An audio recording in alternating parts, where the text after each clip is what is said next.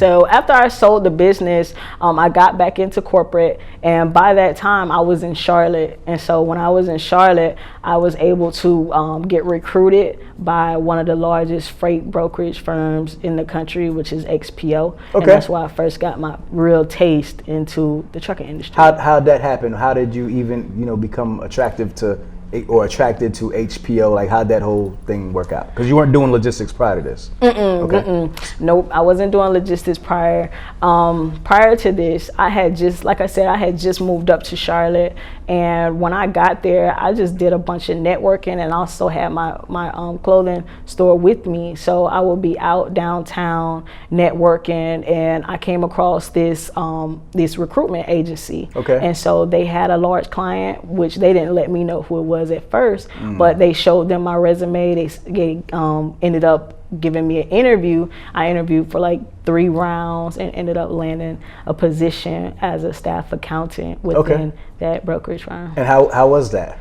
Oh man, it was my first taste of real money. My first taste, because I was responsible for $2 million a week. Okay. So entry level? Yeah. Okay. Yeah, entry level, fresh out of college.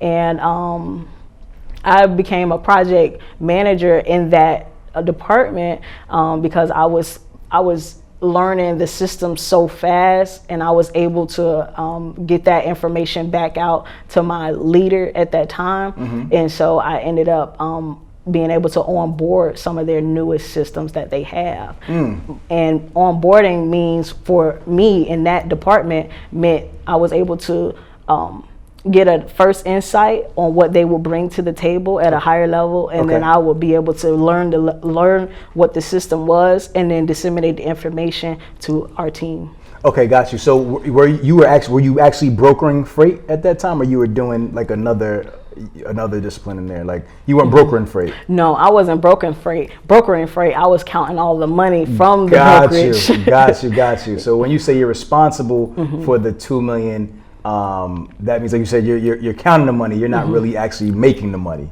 No, I'm not brokering. You're not brokering the freight. No, I'm counting the money that has been made, by those brokers. And I'm making sure that we're paying out those who have completed the work for us, and also the other third party. Got you. Okay, so how long do you stay with XPO? Oh, I stayed with XPO for about 2 years. Did you remain in the same position, or did you do anything different within the organization? Mainly the first year I spent most times just learning the inside of what they had going on. Okay. So it was an entry level position. So as I went through getting my knowledge from them, and in turn giving them my knowledge that I had learned from college, I was mainly developing what was going on within the staff accountant department. And then from there, I became more so of a leader in being able to understand the newer systems and give them to our department as a whole. Got you. So I mainly stayed within that realm. Got you. So you said you were there for 2 years? Yeah. Okay, so when you left, what did you take away from there? What was the key takeaway that you learned working with XPO? Oh, I knew there was a ton of opportunity within the trucking industry that a lot of minorities didn't know about, especially in my full circle of who I had around me. They didn't know what was going on, and I just thought it was an untapped industry that I had never been exposed to, but I wanted more of it. I just didn't know how. So, but I couldn't stay within that small confinement for long. So that's when I decided to move to Atlanta, because I felt I needed more, and I always wanted to move to Atlanta, and that's why I'm here today. So cause like you said, you were counting the money. So you saw the money transfer and how the money was flowing. So like you said, you knew there was a huge opportunity. Right? So moving to Atlanta, did you know that you were going to get into the trucking industry or transportation at that point? I wanted to, I just didn't know how. I moved here thinking I was gonna, continue on with business in some realm, but it wasn't clear to me how I was going to do it. So at that time, my wife, she was getting into the idea of owning a food truck. Okay. And so we were going down that path. However, there was another story that came upon us. So she approached me with the story of, hey, could you help my brother with his business, being that you know a lot about the back office part, you know about the accounting side, could you help him with his business? I said, what's going on? So she said, he's about to go to prison. So he needs someone to help him and really organize his business. Right. I didn't know what was going on, and I just thought I would be doing just accounting stuff. That's it. That's all I really knew. Right. But I knew I have a strong background in business, so I knew I could run a business because it pretty much transfers over. Okay. You know, a lot of those skills. So this is a trucking business that we're talking about here. Yep, this is a trucking. And what's the size of this business at that point? One truck. Okay. Yeah, one truck. One old truck. An old truck, man. This was a year 2000 truck. Okay, yeah. okay. One old truck, but he's about to go to prison, so they need somebody to take over. Yeah. All right, so what happens? Man, so we talked. We had a conversation. At this time, we didn't have a relationship developed. Okay. So on our first conversation, he was like, "Hey sis, I'm glad to hear from you. Yeah, I got a truck and it's down in Miami, and I'm about to go to prison and I need some help. No one else wants to help me and this and that." Right. And so that all translated to me as they didn't know how. Right. Because going back to when I was in Charlotte, I didn't see many of us there. No one ever talks about how lucrative trucking was back then. They never talked about it. Right. So I knew that it was foreign to them. That's why they wasn't involved as much. Right. So, trucking wasn't sexy. It's not sexy. Right. It's only really becoming to get sexy now, right? That's it. Now it's becoming trendy, but back then it was like trucking. Right, get out of here. That's for Billy Bob and them. You know what I'm saying? Billy Bob and them. That's it.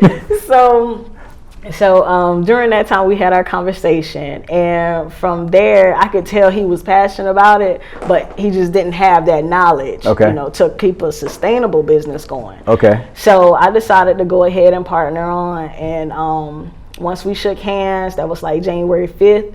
January 18th, he turned himself in. Gotcha. Yeah. All right, so what happens next? He's out the picture, you're running the show. Yeah. What happens? Oh, man. So he's like, yeah, sis, it's down in Miami. We have to pay $4,000 to get it out of the shop. Already? Oh, man, you just took over. Wait, $4,000. He hit you with the flim flam. Like, wait a minute now. But he was, man, so before he went to prison, he was showing me like settlements and everything. And I'm like, okay, we rolling, we good. He didn't show you no bills though, did he? He didn't show me the bills. He didn't show me the bills. Oh my God. Golly. So yeah, he hit me with the 4,000. So before he turned himself in, also he drove the truck up to Jacksonville, to a more familiar territory. Okay. And once I got there, man, it was in the shop there. Okay. So he had driven it up there, put it in the shop, and it was 4,000 down in Miami. And so to get it up there, yeah. From there, we ended up finding out that the injectors, one of the injectors went bad as well. So we had to change that out. So that was another $1,500. Oh man. Yeah, so I was in it. So you 55 in the red already. Just getting started in your leadership role. Yeah. Okay. So after going to the mechanic that weekend, because I was only doing weekends down there, I wasn't living there. I was in Atlanta. Right. So I went back home, and I would just always sit like, okay, what's going on with my truck? What's going on with it? And how am I going to get it to Atlanta? Right. So in order to move it, I would have to call people all the time, and I'll have to say, hey, could you go move my truck from this point to this point? Because it couldn't sit. When trucks sit, they start to break down. Right. And I just knew that from cars too. They need to be cranked up. So I would have somebody go crank it up, or somebody move it from point A to point B. And it started to get expensive. I didn't want to keep doing that. Right. And plus, I'm trying to hurry up and get the business started and rolling, because as it sits, it just started to accumulate more bills, with paying for parking. Right. And having someone go look at it or crank it up for me. I said, man, I need to know what's going on with this. That's why decided to, okay, now I think I need to get my CDL.